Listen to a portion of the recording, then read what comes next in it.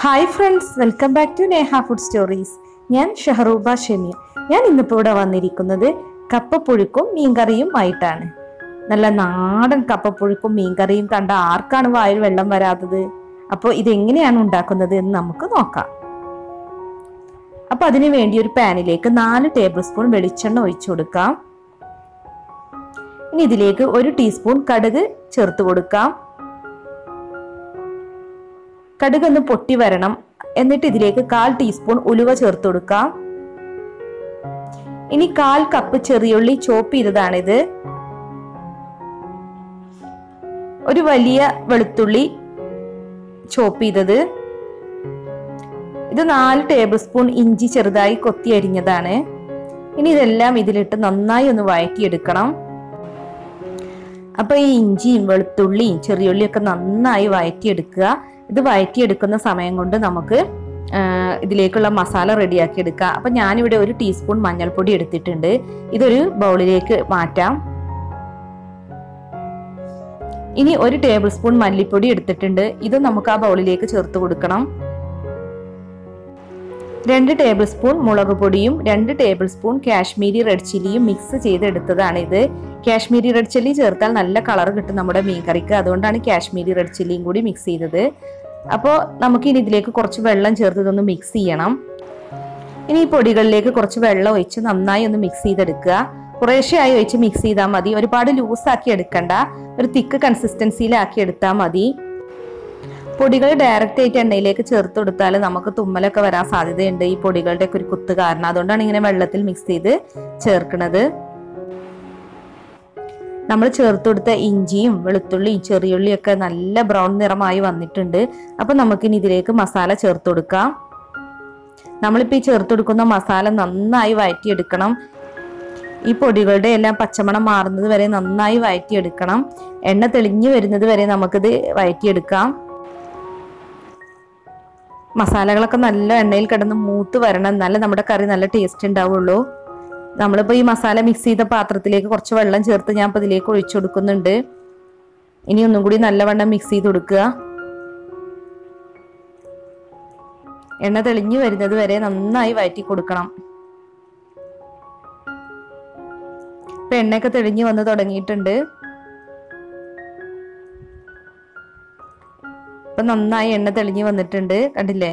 ഇനി നമുക്ക് ഇതിലേക്ക് ബാക്കിയുള്ള ഇൻഗ്രീഡിയൻസ് ചേർത്ത് കൊടുക്കാം. ഞാനിവിടെ ഒരു തക്കാളിയാണ് എടുത്തിട്ടുള്ളത്. അപ്പൊ തക്കാളി നല്ല പഴുത്ത തക്കാളി തന്നെ എടുക്കുക. ചെറുതായി ചോപ്പ് ചെയ്തിട്ടാണ് ചേർത്തിട്ടുള്ളത്. പിന്നെ 2 കുടംപുളി ചെറിയതായി ചോപ്പ് ചെയ്തെടുത്തിട്ടുണ്ട്. ഇവിടെ ഇങ്ങനെ ചെറുതായി ചോപ്പ് ചെയ്തിടുകയാണെങ്കിൽ പെട്ടെന്ന് നമ്മുടെ കറിയിലേക്ക് പുളി ഇറങ്ങും. അതിനു വേണ്ടിയാണ് ഇങ്ങനെ ചെറുതായി ചോപ്പ് ചെയ്തെടുത്തിട്ടുള്ളത്. അപ്പൊ നല്ലവണ്ണം കഴുകിയതിന് ശേഷം ഇതുപോലെ ചെറുതായി ചോപ്പ് ചെയ്യുക. ഇനി ഒരു കറി ലീവ്സും കൂടി നമുക്ക് ഇതിലേക്ക് ഇട്ട് കൊടുക്കാം. ഇനി ഇതെല്ലാം കൂടി നല്ലവണ്ണം ഒന്ന് മിക്സ് ചെയ്ത് കൊടുക്കുക. ഇനിയിപ്പോൾ ഈ തക്കാളി ഒന്ന് കുക്ക് ചെയ്തെടുക്കണം. അപ്പൊ അതിനു വേണ്ടി നമ്മൾ അടച്ചു വെച്ച് കുക്ക് ചെയ്യാം. എന്നിട്ട് ഇടയ്ക്കൊന്ന് തുറന്ന് ഒന്ന് ഇളക്കി കൊടുക്കണം. തക്കാളി വെന്തുടയുന്നത് വരെ കുക്ക് ചെയ്യണം.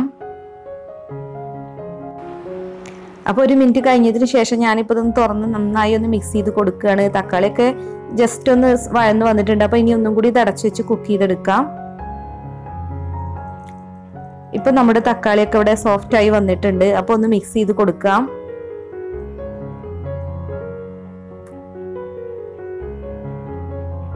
തക്കാളിയും കുടംപുളിയും ഒക്കെ നന്നായി സോഫ്റ്റ് ആയി വന്നിട്ടുണ്ട്. ഇനി ഇതിലേക്ക് വെള്ളം ചേർത്ത് കൊടുക്കാം. നമുക്ക് എത്രയാണോ ഗ്രേവി വേണ്ടത് അതിനനുസരിച്ച് വെള്ളം ചേർത്ത് കൊടുക്കാം.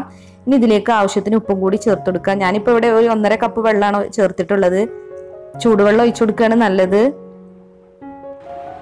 ഇതൊന്നും കൂടി ഒന്ന് മിക്സ് ചെയ്യാം. ഇനി ഇത് അടച്ചു വെച്ചൊന്ന് തിളപ്പിച്ചെടുക്കണം. ഇതിപ്പോ ഇവിടെ തിളച്ച് വന്നിട്ടുണ്ട്. ഇനിയിപ്പോ നമുക്ക് ഇതിലേക്ക് മീൻ ചേർത്ത് കൊടുക്കാം. കറി നന്നായി തിളച്ച് വന്നതിന് ശേഷം മാത്രം മീൻ ചേർത്ത് കൊടുത്താൽ മതി, എങ്കിലേ നല്ല ടേസ്റ്റ് ഉണ്ടാവുള്ളൂ മീൻ കറിക്ക്. അപ്പൊ ഞാനിവിടെ 1/2 കിലോ ചൂതാനാണ് എടുത്തിട്ടുള്ളത്. ഇത് കഴുകി വൃത്തിയാക്കി ചെറിയ പീസായി കട്ട് ചെയ്തെടുത്തിട്ടുണ്ട്. അപ്പൊ നമുക്ക് ഇനി മീൻ ഇതിലേക്ക് ചേർത്ത് കൊടുക്കാം. ഏത് മീൻ വെച്ച് നമുക്ക് ഇതുപോലെ തന്നെ കറി ഉണ്ടാക്കാം. മത്തിയും അയിലയും വെച്ചൊക്കെ ഇതുപോലെ കറി ഉണ്ടാക്കിയാലും നല്ല ടേസ്റ്റ് തന്നെയാണ്.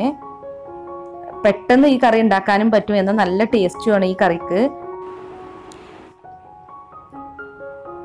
മീനൊക്കെ കറിയിൽ നല്ലവണ്ണം മുങ്ങി കിടക്കണം, എന്നാലേ മീൻ കഷ്ണങ്ങളിലൊക്കെ നന്നായി മസാല പിടിക്കുള്ളൂ. അപ്പോൾ കറി ഇനി തിളച്ച് വരണം. കറി തിളച്ച് വരുന്നുണ്ട്. അപ്പോൾ ഇത് ജസ്റ്റ് ഒന്ന് എല്ലാം ഒന്ന് പതുക്കെ ഈ തവി വെച്ചൊന്ന് മിക്സ് ചെയ്യുക. ഒരുപാട് കുത്തി ഇളക്കരുത്, അപ്പോൾ നമ്മുടെ മീനൊക്കെ ഉടഞ്ഞു പോവും. പതുക്കെ ഒന്ന് എല്ലാം കൂടി ഒന്ന് മിക്സ് ചെയ്ത് കൊടുക്കുക. ഇനി നമുക്കിത് അടച്ച് വെച്ച് കുക്ക് ചെയ്യാം. ഒരു 10 മിനിറ്റോളം കുക്ക് ചെയ്യേണ്ടി വരും. ലോ ഫ്ലെയിമിലിട്ട് കുക്ക് ചെയ്താൽ മതി. പിന്നെ ഇടയ്ക്ക് നമ്മൾ അടപ്പ് തുറന്നൊന്ന് ഇതുപോലെ ചുറ്റിച്ച് കൊടുക്കണം, എങ്കിലേ എല്ലാ ഭാഗത്തും ഒരുപോലെ കുക്കായി കിട്ടുള്ളൂ. അതുപോലെ മസാലയൊക്കെ ഒരുപോലെ മീൻ കഷ്ണങ്ങളിൽ പിടിക്കുകയും ചെയ്യുള്ളൂ. ഇപ്പോൾ 10 മിനിറ്റ് കഴിഞ്ഞിട്ടുണ്ട്. നമ്മുടെ കറി ഇവിടെ റെഡി ആയിട്ടുണ്ട്. നല്ല തിക്ക് ഗ്രേവി ആയി വന്നിട്ടുണ്ട്. ഇനിയിപ്പോൾ ലൂസ് ഗ്രേവിയാണ് വേണ്ടതെങ്കിൽ കുറച്ചും കൂടി തിളച്ച വെള്ളം ഒഴിച്ചു കൊടുത്താൽ മതി. എനിക്കിവിടെ തിക്ക് ഗ്രേവിയാണ് മീൻ കറിക്ക് ഇഷ്ടമെങ്കിൽ നല്ല ടേസ്റ്റ് ഉണ്ടാവുള്ളൂ. അതുകൊണ്ട് ഞാനിവിടെ ഒത്തിരി ലൂസാക്കി എടുക്കാറില്ല. അപ്പോൾ നല്ല വണ്ണം ഒന്ന് ചുറ്റിച്ച് കൊടുക്കുക. നമുക്കിപ്പോൾ മീൻ ഇങ്ങനെ മിക്സ് ചെയ്ത് കൊടുക്കാൻ പറ്റില്ലല്ലോ, അതുകൊണ്ടാണ് ഇങ്ങനെ ചുറ്റിച്ച് കൊടുക്കുന്നത്. ഇനി നമുക്കിതിലേക്ക് കുറച്ച് കറി ലീവ്സ് ഇട്ട് കൊടുക്കാം. അപ്പോൾ നമ്മുടെ മീൻ കറി ഇവിടെ റെഡി ആയിട്ടുണ്ട്. ഇനി ഇത് അടച്ച് വെക്കാം, എന്നിട്ട് നമ്മൾ സെർവ് ചെയ്യുന്ന സമയത്ത് എടുത്താൽ മതി. ഇനിയിപ്പോൾ ഈ മീൻ കറിയിലേക്ക് ഞാൻ കപ്പപ്പുഴുക്കാണ് ഉണ്ടാക്കുന്നത്. അപ്പോൾ അതിന് വേണ്ടി 750 ഗ്രാം കപ്പയാണ് എടുത്തിട്ടുള്ളത്. ഇത് ചെറിയ പീസായി കട്ട് ചെയ്തെടുത്തിട്ടുണ്ട്. കഴുകി വൃത്തിയാക്കി എടുത്തതാണ്. ഇനി നമുക്കിത് കുക്കറിലേക്ക് ചേർത്ത് കൊടുക്കാം. കുക്കറിലാണ് ഇപ്പോൾ ഞാനിവിടെ കപ്പ പുഴുങ്ങിയെടുക്കുന്നത്. അപ്പോൾ ഇനി ഇതിൻ്റെ മുകളിൽ വെള്ളം നിൽക്കുന്ന വിധത്തിൽ നമുക്ക് വെള്ളം ഒഴിച്ചു കൊടുക്കണം.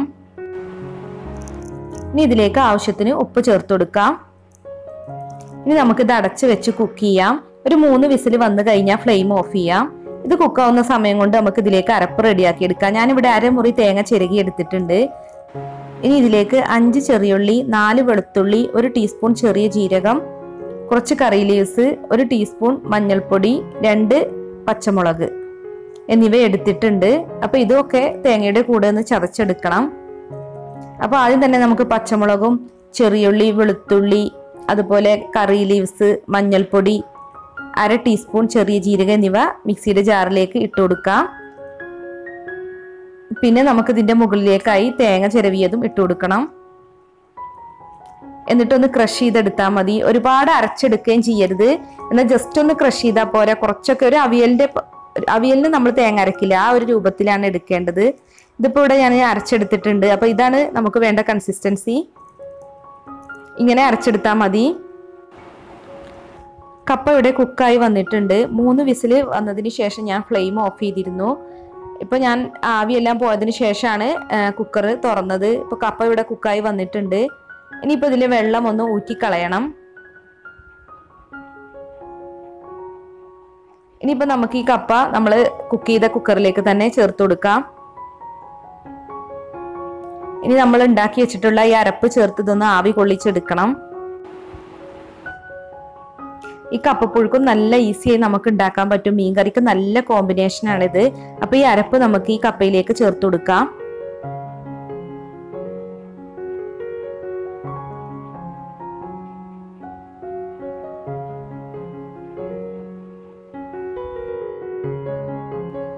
ഈ ജാറിലേക്ക് കുറച്ച് വെള്ളം ഒഴിച്ച് നമുക്ക് ഈ കപ്പയിലേക്ക് ഒഴിച്ചു കൊടുക്കാം. നമ്മൾ കപ്പ ഊറ്റിയെടുത്തത് കാരണം ഇതിൽ വെള്ളമൊന്നും ഉണ്ടാവില്ല. അപ്പൊ കുറച്ച് കൂടുതൽ വെള്ളം ഒഴിച്ചത് നല്ല വണ്ണം ഒന്ന് മിക്സ് ചെയ്ത് കൊടുക്കുക. ഇനി എന്നിട്ട് ഇത് അടച്ച് വെച്ചൊന്ന് ആവി കൊള്ളിച്ചെടുക്കണം. ഈ തേങ്ങയുടെ പച്ചച്ചുവൊക്കെ മാറുന്നത് വരെ ഒന്ന് കുക്ക് ചെയ്തെടുത്താൽ മതി. അതിനുശേഷം നമ്മുടെ കപ്പ ഒന്ന് ഉടച്ചു കൊടുക്കുക. കപ്പ നല്ല സോഫ്റ്റ് ആയി ഇരിക്കാൻ ആഗ്രഹമുള്ളവർക്ക് ഇങ്ങനെ ഉടച്ചു കൊടുത്താൽ മതി. നല്ല കട്ടിയായി ഇരിക്കാനാണ് ഇഷ്ടം എന്ന് വെച്ചാൽ അങ്ങനെ ഉടച്ചു കൊടുക്കേണ്ട ആവശ്യമില്ല. പിന്നെ ചില കപ്പ നന്നായി കുക്കായി വരുന്ന കപ്പ ഉണ്ട്, വെന്ത് അളിഞ്ഞു പോകുന്ന കപ്പ. അങ്ങനെയാണ് ഇങ്ങനെ ഉടച്ചു കൊടുക്കേണ്ട ആവശ്യമൊന്നുമില്ല. ഈ കപ്പ അധികം വേവാത്ത കപ്പയാണ്, അതുകൊണ്ടാണ് ഞാനിപ്പോൾ നല്ല വണ്ണം ഇവിടെ ഉടച്ചു കൊടുക്കുന്നത്. അപ്പോൾ കപ്പപ്പുഴുക്ക് ഇപ്പോൾ ഇവിടെ റെഡി ആയിട്ടുണ്ട്. ഞാനിതിപ്പോൾ ഇവിടെ ഉടച്ചെടുത്തിട്ടുണ്ട്. ഇനിയിപ്പോൾ നമുക്കിതൊന്ന് താളിച്ചെടുക്കണം.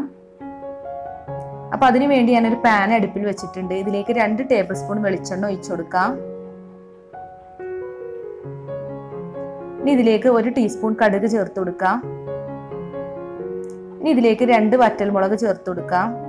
ഇനി ഈ കടുകൊക്കെ ഒന്ന് പൊട്ടി വരണം. അപ്പൊ കടുകൊക്കെ നല്ലവണ്ണം ഇവിടെ പൊട്ടി വന്നിട്ടുണ്ട്. ഇനി താളിച്ചത് ഈ കപ്പപ്പുഴുക്കിലേക്ക് ചേർത്ത് കൊടുക്കാം. ഇനി ഇത് നല്ലവണ്ണം ഒന്ന് മിക്സ് ചെയ്ത് കൊടുക്കണം.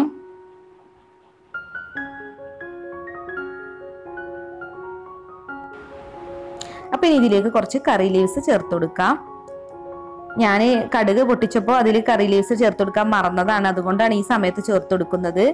അപ്പൊ നമ്മുടെ കപ്പപ്പുഴുക്ക് ഇപ്പോൾ ഇവിടെ റെഡി ആയിട്ടുണ്ട്. നമുക്ക് ഇനിയിപ്പോൾ ഇതൊരു സെർവിംഗ് പ്ലേറ്റിലേക്ക് മാറ്റാം. അപ്പം നമ്മുടെ നാടൻ കപ്പപ്പുഴുക്കും നല്ല അടിപൊളി മീൻകറി ഇവിടെ റെഡി ആയിട്ടുണ്ട്. അപ്പം എല്ലാവരും ഒന്ന് ട്രൈ ചെയ്ത് നോക്കുക. അപ്പോൾ നിങ്ങൾക്ക് ഈ വീഡിയോ ഇഷ്ടമായെങ്കിൽ എല്ലാവരും ലൈക്കും ഷെയറും ചെയ്യണേ. ഇനിയും ഇതുപോലുള്ള നല്ല റെസിപ്പീസുമായി നമുക്ക് വീണ്ടും കാണാം. Thanks for watching my channel.